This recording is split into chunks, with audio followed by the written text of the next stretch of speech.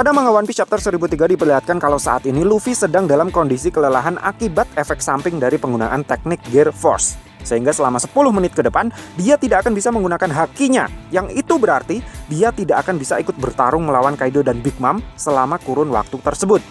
Di waktu yang bersamaan, untuk pertama kalinya, kita diperlihatkan wujud Kaido yang sudah berubah ke mode hybridnya. Yang mana mode tersebut bisa kita asumsikan sebagai mode terkuatnya Kaido. Karena biasanya, mode hybrid memang lebih efektif dan efisien untuk digunakan dalam pertarungan dibandingkan dengan mode full Zoan. Jadi pertanyaan yang kemudian muncul di otak saya adalah, mungkinkah Roronoa-Zoro, Trafalgar di Waterloo, Eustace Kid dan Killer akan mampu menghandle Kaido yang sudah berubah ke mode hybridnya sambil terus tiktokan secara bergantian melindungi Luffy hingga 10 menit ke depan? Dan lagi di situ juga ada Big Mom yang kelihatannya juga sudah mulai bosan hanya menjadi penonton saja. Maka dari itu, satu-satunya solusi yang kemudian juga muncul di otak saya adalah Trafalgar Law akan menggunakan kekuatannya untuk memindahkan Luffy ke dalam kastil. Tujuannya tentu agar Luffy bisa beristirahat dengan tenang, sementara keempat supernova yang ada di atap dom kemudian bisa bertarung dengan tenang juga. Tapi mungkinkah Roronoa-Zoro, Trafalgar Law, Eustace Kid dan Killer akan mampu bertahan hingga 10 menit ke depan menghadapi kedua Yonko yang sudah on fire? Hal itu mungkin saja terjadi mengingat saat di Dressrosa saja, para gladiator kaleng-kaleng bisa terus menahan Doflamingo selama 10 menit hingga Luffy pulih dan bisa menggunakan mode Gear Force-nya kembali. Tapi saya pribadi malah justru meragukannya. Memang besar kemungkinannya kalau Roronoa-Zoro akan bisa menahan Kaido dalam pertarungan one-on-one hingga 10 menit ke depan. Karena memang salah satu pemicu on fire-nya Kaido hingga dia memutuskan untuk mengaktifkan mode hybridnya adalah Roronoa-Zoro. Gara-gara aura Oden yang dipancarkan oleh pedang Enma yang digunakan oleh Roronoa-Zoro itulah, Kaido jadi semakin bersemangat untuk bertarung secara all out melawannya. Dan takdir Enma di tangan Zoro sepertinya memang untuk kembali menebas tubuhnya Kaido. Tapi kalian semua tidak boleh lupa, tokoh utama dalam cerita One Piece adalah Monkey D. Luffy. Sehingga sebesar apapun power up yang didapatkan oleh Roronoa-Zoro, tetap saja dia tidak seharusnya mengalahkan Kaido sendirian.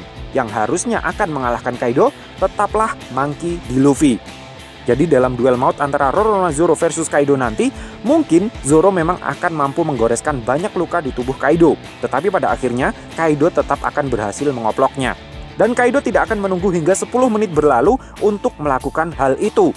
Maka dari itu, Luffy harus bisa pulih lebih cepat dari yang direncanakan jika dia tidak ingin para nakamanya mati duluan.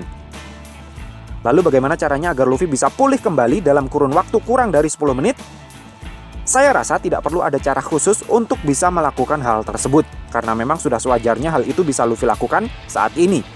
Ketika pertama kali menggunakan mode Gear Force di Dressrosa, Luffy masih butuh waktu 10 menit masa recovery. Dan saat melawan Cracker dan Katakuri di Whole Cake Island, Luffy juga masih butuh waktu recovery selama 10 menit. Tapi apa iya, Luffy akan selalu butuh masa recovery 10 menit setiap kali selesai menggunakan mode Gear Force? Saya rasa tidak. Coba ingat-ingat lagi deh. Luffy butuh waktu setidaknya 1 tahunan hingga dia tidak lagi berubah menjadi Chibi setiap kali selesai menggunakan mode Gear 3. Dengan asumsi bahwa Luffy sudah menemukan mode Gear Force sejak 1 tahunan yang lalu, yaitu ketika dia sudah akan ditinggalkan oleh Rayleigh untuk berlatih sendiri di Rusukaina Island, maka sekarang seharusnya Luffy sudah bisa mengatasi efek samping dari mode Gear terbarunya itu. Dan lagi, jika Luffy sampai sekarang masih belum juga mampu mengatasi efek samping dari Gear Force-nya itu, bagaimana bisa kita berharap kalau Luffy akan segera mendapatkan mode Gear 5-nya?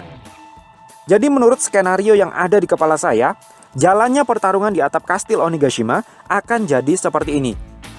Untuk menghadapi Kaido yang sudah berubah ke mode hybrid, yang jelas kecepatan dan kekuatannya jauh melebihi mode sebelumnya, akan sangat merepotkan jika Roronoa-Zoro, Trafalgar Law, Eustace Kid dan Killer harus bertarung sambil terus melindungi Luffy. Dan oleh karena Luffy adalah kartu truf mereka, rasanya tidak mungkin juga kalau mereka akan membiarkan Luffy dihabisi oleh Kaido dan Big Mom begitu saja. Salah satu solusi yang paling masuk akal, Trafalgar di Waterloo akan menggunakan ability-nya untuk memindahkan Luffy ke dalam kastil agar mereka semua bisa bertarung dengan lebih leluasa melawan Kaido dan Big Mom. Nah, dari keempat supernova yang tersisa, jelas sekali kalau hanya Roronoa-Zoro saja yang terlihat sangat menarik perhatiannya Kaido. Terlebih lagi, Roronoa-Zoro diketahui menggunakan bekas pedangnya Kozuki Oden, Enma, yang dulu pernah melukai tubuhnya Kaido. Jadi besar kemungkinannya kalau nanti setelah Luffy disembunyikan oleh Trafalgar di Waterloo ke dalam kastil, Roronoa Zoro akan mengemban peran penting untuk duel melawan Kaido, untuk mengulang sejarah Kaido versus Kozuki Oden, sekaligus untuk mengulur waktu sampai Luffy pulih kembali. Namun, yang sedang 4 supernova hadapi itu adalah 2 orang Yonko yang sudah dalam mode tempur terkuat mereka masing-masing. Sehingga rasanya mustahil jika keempat supernova itu akan mampu menahan Kaido dan Big Mom hingga 10 menit ke depan. Keempat supernova tersebut mungkin akan KO lebih cepat dari yang mereka rencanakan. Ketika keempat supernova tersebut sudah hampir mendekati ajal inilah, Luffy tiba-tiba akan muncul kembali di atap dom. Kaido dan Big Mom mungkin akan terkejut melihat Luffy yang tiba-tiba muncul kembali di atap dom untuk menantang mereka lagi. Namun keempat supernova yang ada justru akan lebih terkejut lagi karena sadar kalau Luffy bisa pulih lebih cepat dari yang mereka perkirakan. Nah, jika kalian teliti, pada manga One Piece chapter 1003, kalian akan menemukan sebuah detail kecil yang menurut saya sangat menarik.